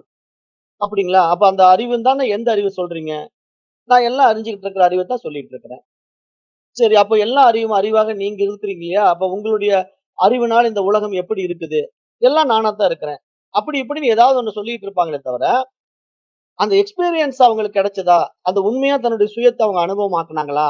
அப்படின்னு பார்த்தீங்கன்னா, பெரும்பாலானவங்க இல்ல. அப்படி இல்லாதவர்களே என்ன பண்றாங்கன்னா, அரைகுறையா தெரிஞ்சுகிட்டு, இந்த சாஸ்திரங்களை வெளி உலகத்துக்கு போதிக்க வருகிறார்கள். அப்ப போதிக்க வந்தா அவங்க அனுபவத்துக்குள்ள வராம போதனை செய்தா, அவர்கள் எப்படி இருக்கிறார்கள் என்று சொல்றாரு. மனித உருவில் இருக்கும் ஒரு மண்கட்டியைப் போல ஆகிவிடும்ங்கிறார். ஏன்னா மண்ணுங்கிறது ஒரு ஜட பொருள் தானே. அப்ப ஜடம் எப்படி அது பாட்டுக்கு கிடக்குதோ, ஒரு மண் உருண்டை கிடக்குதோ, அது மாரி இது ஒரு மண் உருண்டைங்கிறத சொல்லாம சொல்றாரு. அதாவது ஒரு சாமியார் வேஷத்துல இருந்துகிட்டு சாஸ்திரத்தை போதிச்சுக்கிட்டு இருக்கிறவனுங்களை எல்லாம் மண்ணு உருண்டான்ட்டாரு. இதுக்கு மேல என்ன பதில் சொல்ல முடியும் மகான்களால? அப்ப அப்படி சொல்றாரு. ஏன் அத நாம இங்க சொல்ல வேண்டியதா இருக்கு அப்படிங்கிறத பார்த்தீங்கன்னா, இப்ப நெறைய பேர் இப்படித்தான். அதான் நான் கொஞ்ச நேரத்துக்கு முன்னாடி சொன்னேன் இல்லையா? தனக்கு அத பத்தி தெரியாது. எவனோ ஒருத்தன் அனுப்புறான். அது இவனுக்கு பிடிச்சிடுச்சு. ஆனா அதனுடைய ஞானம் இல்ல. அத உடனே 4 பேருக்கு ஃபார்வர்ட் பண்றான். அது எதுக்குப்பா ஃபார்வர்ட் பண்றேன்னு நம்ம கேட்டோம்னா, அந்த 4 பேர நான் அறிவாளியா மாத்தப் போறேங்கிறான். ஏன் நீ அனுப்பிச்சு அவன் அறிவாளியா மாறணுமான்னு கேட்டா, ஆமா நான் தெரிஞ்சுக்கிட்டேன்ல, அது அவனும் தெரிஞ்சுக்கணுமல்ல அப்படிங்கிறான். நீ என்னப்பா அத தெரிஞ்சுக்கிட்ட? கொஞ்சம் புரியுதுங்க. அவனும் கொஞ்சம் புரிஞ்சுக்கிட்டுமே. அதனால அனுப்பிச்சேன். நீயே கொஞ்சம் தானே புரிஞ்சுகிட்டு இருக்கிற. நீயும் அரைகுறையா தான் இருக்கிற. அப்புறம் நீ அவனுக்கே அத முழுசா புரிய வைக்க முடியுமா? அப்படின்னு கேள்வி கேட்டா, நான் எந்த அளவுக்கு அரைகுறையா புரிஞ்சுகிட்டு இருக்கேனோ, அந்த அளவுக்கு அவன் கொஞ்சம் அரைகுறையா புரிஞ்சுக்கிட்டுமே. அதனால அனுப்பிச்சேன் அப்படிங்கிறான். அப்ப இதுல இருந்து என்ன ஆயிடும்?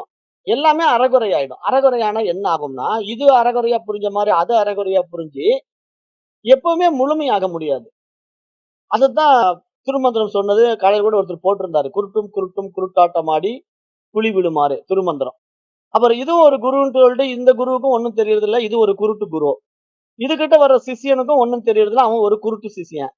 இப்ப இவன் என்ன பண்றான்? குரு வந்து "தம்பி அப்படியே நடந்து போலாமா?" அப்படிங்கிறான். வாங்க சாமின்ட்டு அவன் கைய பிடிச்சுக்கிறான். 2 பேரும் குருடர்கள். 2 பேரும் கைய பிடிச்சுக்கிட்டு ஒருத்தர் ஒருத்தர் அப்படியே வழிகாட்டலான்ட்டு போனா எங்க போவாங்க 2 பேரும்? நேரா குழியில தான் விழுவாங்க. ஏன்னா இவனுக்கும் கண்ணு தெரியாது, அவனுக்கும் கண்ணு தெரியாது. 2 குருடர்களும் ரோட்ல நடந்து போய் எங்க விழப்போகுது? குழியில தானே விழப்போகுது. அததான் திருமந்திரம் சொல்லுது. "குருட்டு குருட்டு குருட்டாட்டமாடி குழி விழுமாறுன்னா" 2 குருடர்களும் சேர்ந்து குழியில விழப்போகுது. அது மாரி இங்க இந்த 2 அஞ்ஞானிகளும் சேர்ந்து ஒரு மிகப்பெரிய அஞ்ஞானிய உருவாக்க போறாங்க. வேற ஒண்ணும் நடக்க போறதில்ல இந்த சமுதாயத்துல. இந்த சமுதாயத்துல அதான் நடக்க போகுது. அதான் நடந்துகிட்டு இருக்கு. இன்னைக்கு வரைக்கும் அதான் நடந்துகிட்டு இருக்கு. அதுல ஒண்ணும் சந்தேகம் இல்ல. அதனால இங்க வேத சாஸ்திரம் என்ன சொல்லுதுன்னா, ஒண்ணு எல்லாரும் பீக்ல போயிடுறாங்க. எனக்கு எல்லாம் தெரியும். நான் எவனுக்குமே சொல்லி தர வேண்டியது இல்ல. அப்படிங்கிற ஒரு ஈகோல உட்கார்ந்துக்கிறான். அவனும் முழுசா தெரிஞ்சுக்கல. அதனால தான் அந்த ஈகோவே. அந்த ஈகோ ஏன் வருதுன்னா, நானே பிரம்மம். பிரம்மம் போய் யாருக்காவது போதிக்குமாய்யா? பிரம்மத்துக்கு போதனை பண்ண வேண்டிய வேலையே கிடையாது. அது சுயமா இருக்குது. அதனால அதுகிட்ட போய் ஸ்பீச் பண்றதுக்கெல்லாம் வாயே கிடையாது அதுக்கு. அதுக்கு காதே கிடையாது, மூக்கே கிடையாது, புலன்களே கிடையாது. அந்த பிரம்மம் பேசுமா? அதனால நான் பிரம்மம்பா. நான் உபதேசம் எல்லாம் பண்ண மாட்டேன். அப்படின்னு ஒரு ஒரு கேட்டகரி இருக்கு. இன்னொரு கேட்டகரி நான் கொஞ்சம் நஞ்சம் புரிஞ்சுக்கிட்டேன். எனக்கு தெரிஞ்சத நான் எடுத்து விடுறேன் அப்படின்னு சொல்லிட்டு அது ஒரு கேட்டகரி இப்படி பேசிக்கிட்டு இருக்கு. அதுதான் மண் உருண்டை.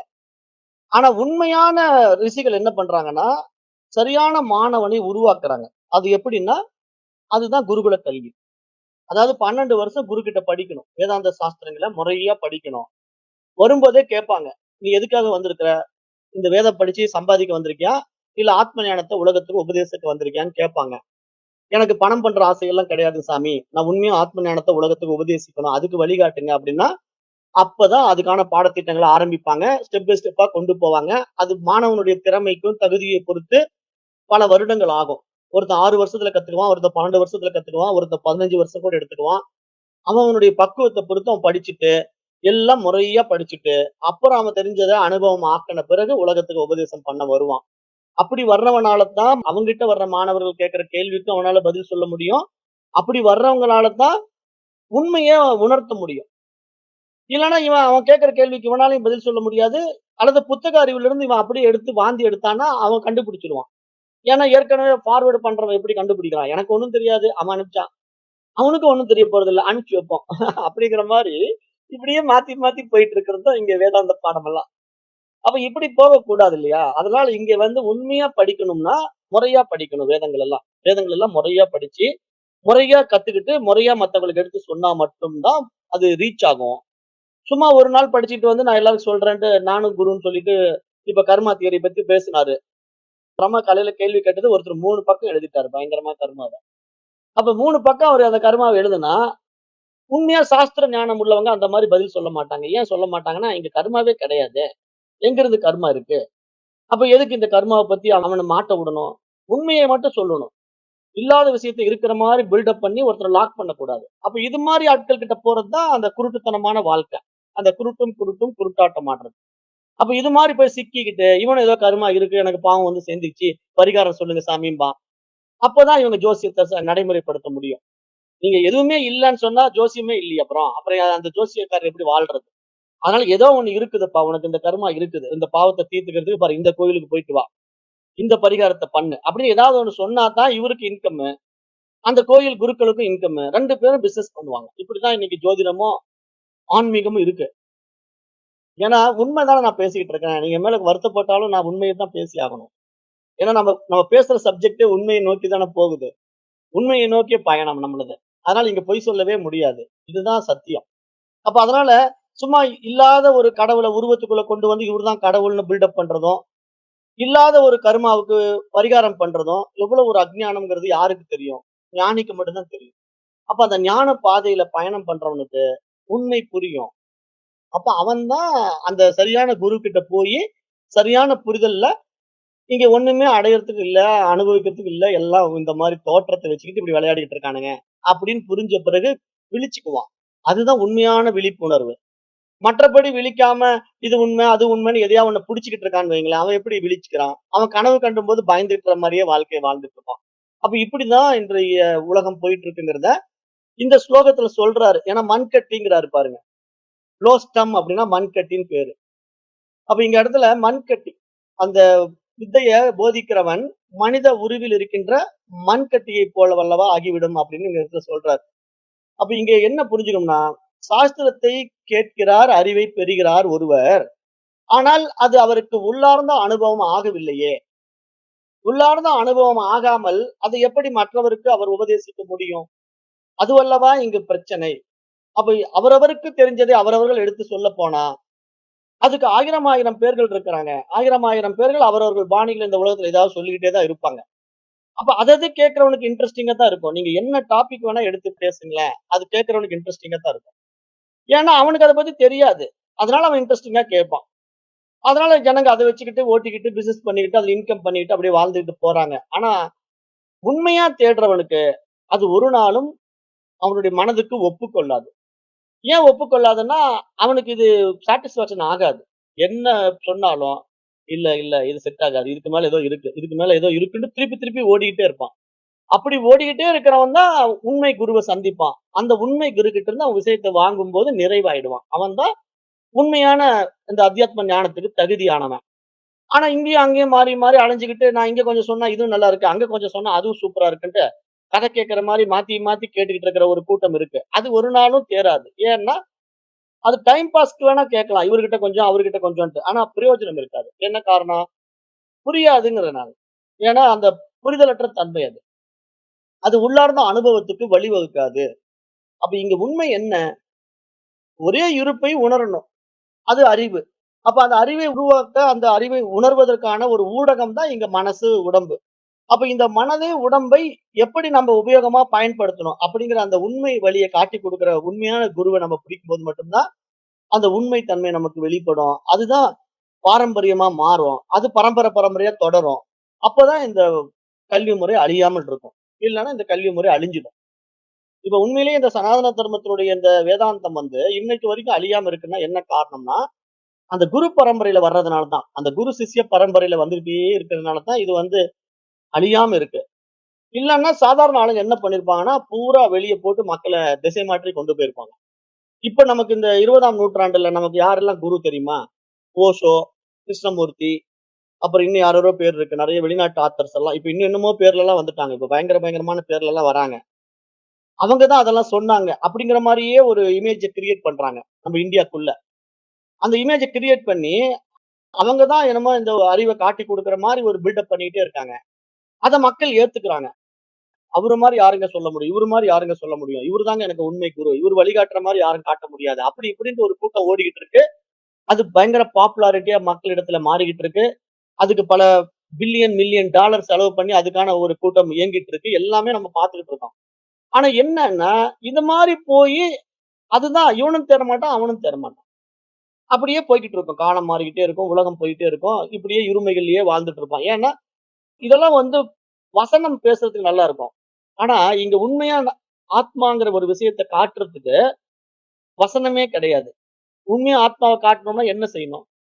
மௌனம் தான் பண்ணணும். ஏன்னா, தட்சிணாமூர்த்தி என்ன பண்ணாரு?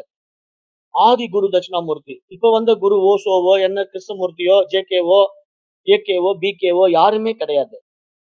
ஆதி குரு தட்சிணாமூர்த்தி வந்தாரு. நான் இப்படி சொல்லித் தரேன், அப்படி சொல்லித் தரேன்ட்டு பயங்கரமா பில்டப் அடிச்சிருக்கலாம்ல.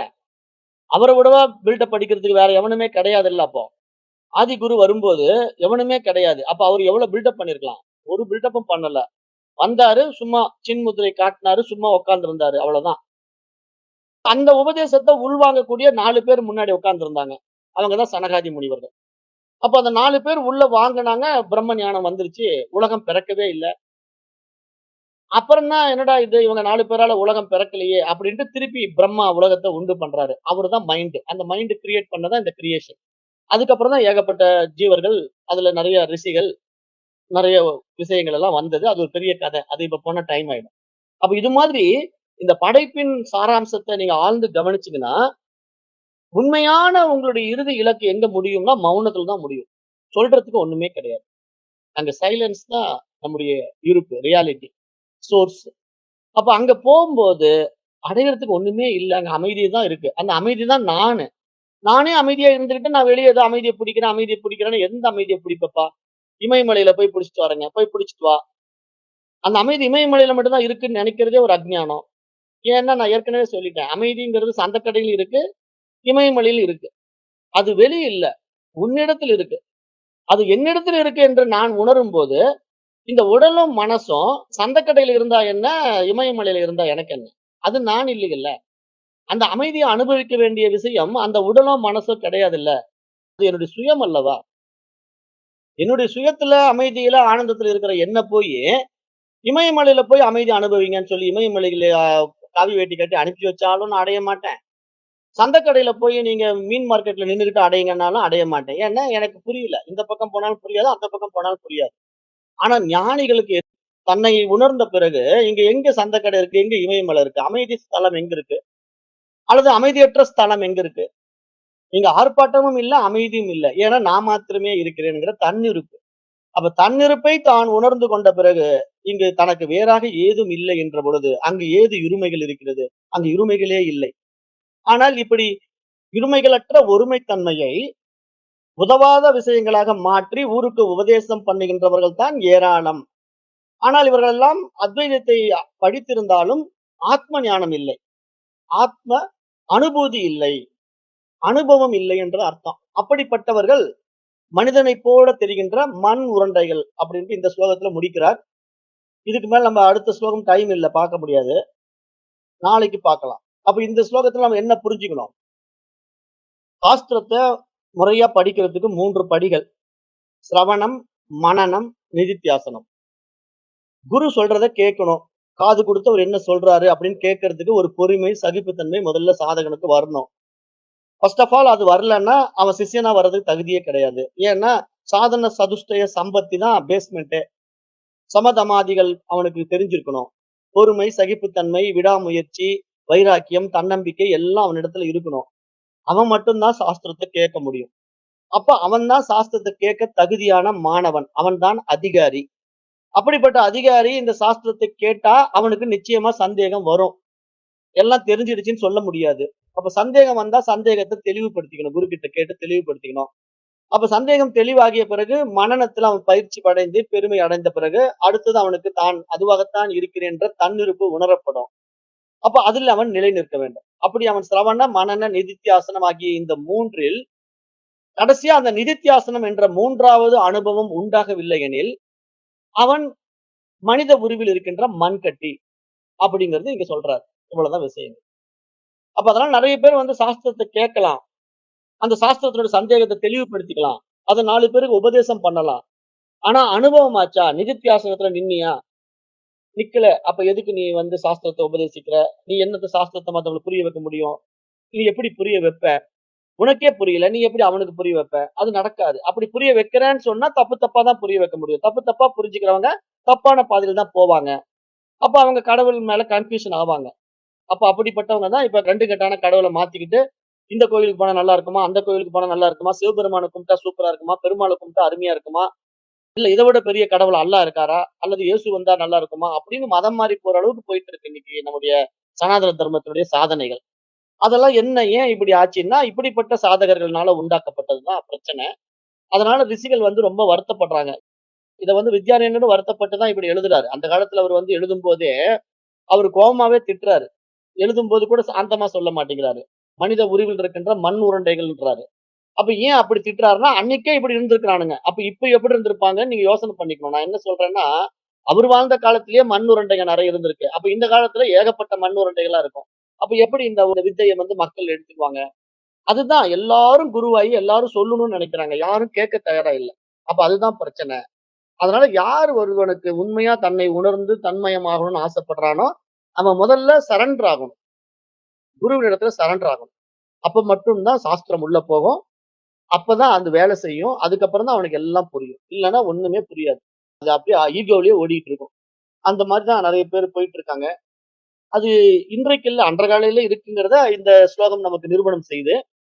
உபநிஷதங்களும் ஒப்பீடு செய்து, "நாயமாத்மா பிரவச்சனேன லப்யஹா" அப்படின்னு ஒரு மந்த்ரா இருக்கு கதோபனிஷத்துல. இங்கு வெறும் வார்த்தைகளால், பேச்சால் அடையப்படுவது அல்ல. எது? ஆத்மா. சும்மா ஒருத்தர் பேசிக்கிட்டே இருக்காருன்னா, அத அடைஞ்சிட முடியுமா? அனுபவமா காட்டிக் குடுக்கணும். குருங்கிறவரு காட்டிக் குடுக்கணும் வித்தைய. அப்ப அப்படி காட்டிக் குடுக்கும்போது, அந்த குரு மேல அவங்க எந்த அளவுக்கு நம்பிக்கை வச்சு அந்த குருவ ஃபாலோ பண்ணணும். அப்ப அந்த குரு எப்படி அவங்க சிஷ்யன தன்னுடைய குழந்தையா அவன இந்த விஷயத்த காட்டிக் குடுக்கணும். அப்ப இதெல்லாம் எப்படி? அந்த அளவுக்கு அங்க குரு சிஷ்ய உறவுங்கிறது ஒரு பலமான உறவாக சாஸ்திரம் பாக்குது. அதுதான் இங்க இந்த இடத்துல வித்யாரண்யர் அத புரிய வைக்கிறாரு. அதனால வெறும் புற அறிவால் கிடைக்கக்கூடிய ஞானம் அல்ல இந்த அத்தியாத்ம ஞானம் அல்லது ஆத்ம ஞானம். அது நம்முடைய சுயம் என்பதை சரியான முறையில் உணரும்போது மட்டும் தான் அனுபவமாகும். அப்படிங்கிறது இந்த இடத்துல புரிய வைக்கிறது தான் இந்த ஸ்லோகம். அதே மாரி ஒரு எச்சரிக்கை இந்த ஸ்லோகத்துல சொல்றது என்னன்னா, கேட்டது போதும் என்று நினைக்கக் கூடாது. ஏன்னா, நமக்கு இந்த வேதாந்த சாஸ்திரம் வந்து போதும் எனக்கு எல்லாம் புரிஞ்சிடுச்சு. நான் கட உபனிஷத் படிச்சுட்டேன், தைத்திரிய உபனிஷத் படிச்சுட்டேன். இதுல சொல்லாதத அதுல சொல்லப் போறாங்க. அதுல சொல்லாதத இதுல சொல்லப் போறாங்க. அதனால எல்லாம் ஒண்ணுதான். ஒண்ணு படிச்சா போதும். நானே பிரம்மம் எனக்கு தெரிஞ்சு போச்சுன்னு சொல்லக்கூடாது. ஏன் அப்படின்னா, எனக்கு தெரிஞ்சு போச்சு, புரிஞ்சு போச்சுன்னு சொல்றதே மைண்டினுடைய அகங்காரம். எனக்கு எல்லாம் தெரிஞ்சுச்சு. இனிமே தெரிஞ்சுக்கிறதுக்கு ஒண்ணும் தேவையில்லன்னு சொல்றது மைண்டினுடைய அகங்காரம். ஏன்னா, நீங்களா விடக்கூடாது இங்க. அதுவா தான் வேண்டான்னு விடும். அது எப்ப விடும்னா, நீங்க ஞானி ஆன பிறகு எல்லாம் உங்களுக்குள்ளேயே வரும். எல்லா உபநிஷத்துக்களும் உங்களுக்குள்ள இருக்கும். அப்ப நீங்க விடலாம். ஏன் விடலான்னா, அங்க நானே அதுவா மாறிட்டேன். அந்த உபனிஷத்தாவே மாறிட்டேன். அதுக்கப்புறம் அத பிடிக்கிறதுக்கு அங்க ஒண்ணும் இல்ல. வேதமா நானே இருக்கிறேன். அந்த வேதமாவும் நானே இருக்கிறேன். எதெல்லாம் அடையணும்னு ஆசைப்பட்டேனோ, அதெல்லாம் நானேன்னு அப்படிங்கிற ஒரு புரிதல் வந்த பிறகு, அதுக்கப்புறம் நான் தேடுறதுக்கு அங்க ஒண்ணும் இல்ல. அடையறதுக்கு ஒண்ணும் இல்ல. அந்த நிலையில நான் பூரணத்துவம் அடைஞ்சிட்டா, அவன் தான் பிரம்மம். அவன் தான் ஞானி. அவனுக்கு தேவையில்ல. ஆனா அரைகுறையா தெரிஞ்சுக்கிட்டு, நான் அந்த ஞானி மாரி ஆயிட்டேன். எனக்கு எல்லாம் புரிஞ்சிருச்சுன்னு சொல்றவன் தன்னையே ஏமாத்திக்கிறான். அப்படிங்கிறதையும் இந்த இடத்துல புரிஞ்சுக்கணுங்கிறது இந்த ஸ்லோகத்துல சொல்றாரு.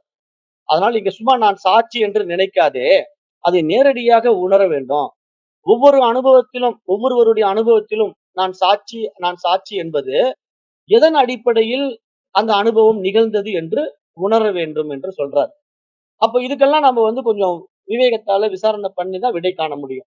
சரி, நேரம் கருதி வகுப்பை நிறைவு செய்கிறேன். நன்றி. ஓம் தத்